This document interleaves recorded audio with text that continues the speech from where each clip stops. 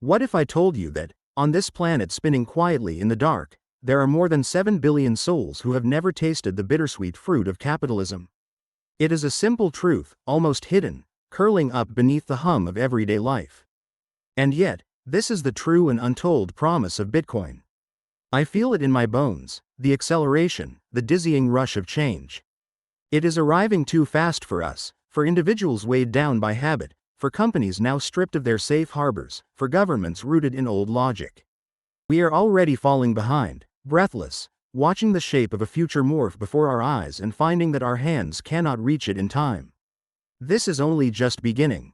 Before we go any further, I want to pause and say, if you find yourself drawn into this exploration, if these words resonate with the thrum of uncertainty inside you, I invite you. Become a part of Crypto 101 Central. Subscribe, press that button, make this shared journey official. There is more to discover, and you should never be alone in the storm. And while you are there, do not forget the bell. That small icon holds more than a sound. It holds a promise that each new revelation will find you, will not pass unseen as the world whirls outside your door. Let it be your signal, your lantern, as we stumble through this changing landscape. But back to the heart of it. What is it about this moment, this friction in the market, this trembling undercurrent that none but the most attentive seem to sense? I remember, so clearly, an auditorium filled with 2,500 restless souls, every one of them looking for answers. I was about to speak with a veteran macro investor, an old friend of volatility and conviction. Only moments before, I had spoken with Kathy Wood. She leaned in, her voice certain, speaking of deflation, of software stocks recoiling as mere passing tremors. But the investor had another song to sing, a different rhythm pressing in his veins. He nearly burst onto the stage with dissent. I cannot agree, he insisted, the words sharp as shattered glass. This is not like a storm that passes. AI is not a phantom, AI is the new gravity. It cannot be wished away with hopeful analogies. Compare this with the pandemic, if you dare, but COVID was a moment. This is a new era. I listened as he painted pictures not just in financial terms, but in the language of survival, of disruption so total that by 2030 he believed most of the revered companies in the S&P 500 would be nothing but names on a faded list. Imagine, just for a second, the scale of that loss. Elon Musk called artificial intelligence a supersonic tsunami, and as I sat there, sweat prickling my skin, I felt it sweep through the halls, through every mind in that room. Software names, the once crowned heroines of growth, cannot catch a bid. AI has swept through them not as a rival, but as a force of nature. The money these companies make is no longer their shield. The old stories do not protect you when the rules of the narrative are rewritten with code, when moats that once cradled grandeur are breached, not by competition, but by the invisible army of algorithms building themselves, rewriting reality in recursive loops each more profound than the last. Everyone has intelligence now. No longer the hushed privilege of elite firms, it is the birthright of anyone with a device, anyone stubborn enough to pry apart the world's secrets with their bare hands. 7 billion breaths, 7 billion beating hearts, now invited into the silent revolution of intelligence, of self-determination. I recall the gentle thrum of anticipation when Opus 4.6 made its entrance, a phantom 5 times stronger than its predecessor, Opus 4.5. The world did not pause to mark the moment, but those of us watching knew, we are accelerating. There are no public companies, no teams, no pantry debates strong enough to withstand the velocity of self-improving models. The old world, over. So, we must digest, must find the stomach to swallow change when it comes as a flood and not a stream. The hyperscalers.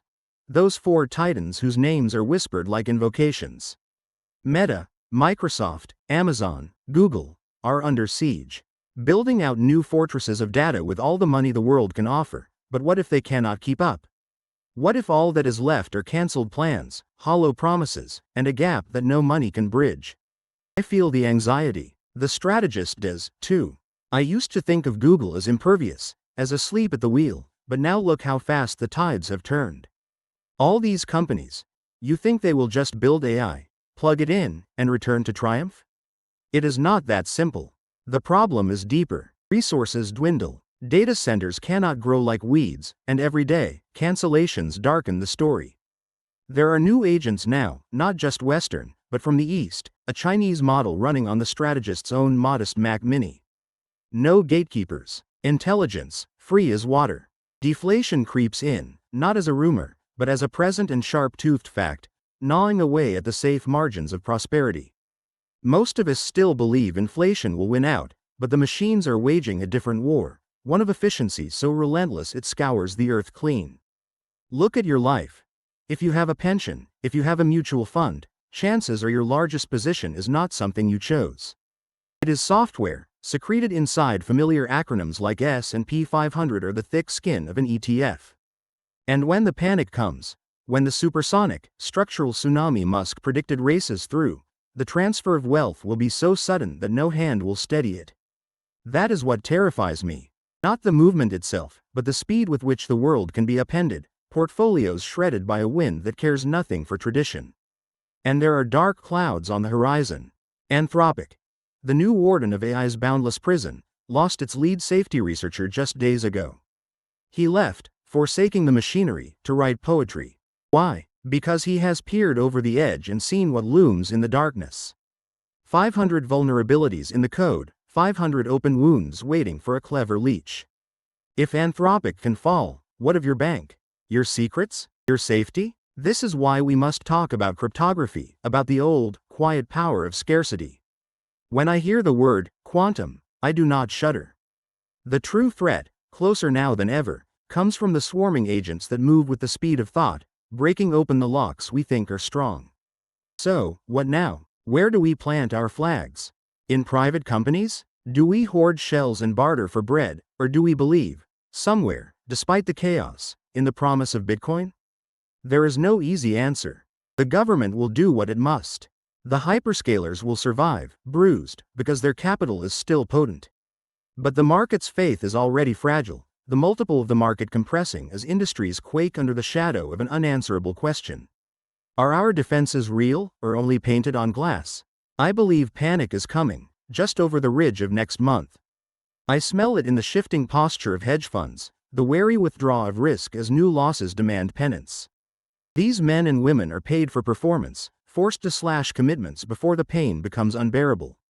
Month to month, they measure survival in inches and in size. Scarcity, true, dazzling scarcity, becomes the only oasis. In a world thick with intelligence, with abundance so sharp it leaves us numb, we must turn to what cannot be replicated with code. This is the heart of my fascination with Bitcoin. Not because it is safe, not because it is immune, but because it is the one growth asset, truly scarce, standing in a wasteland of plenty.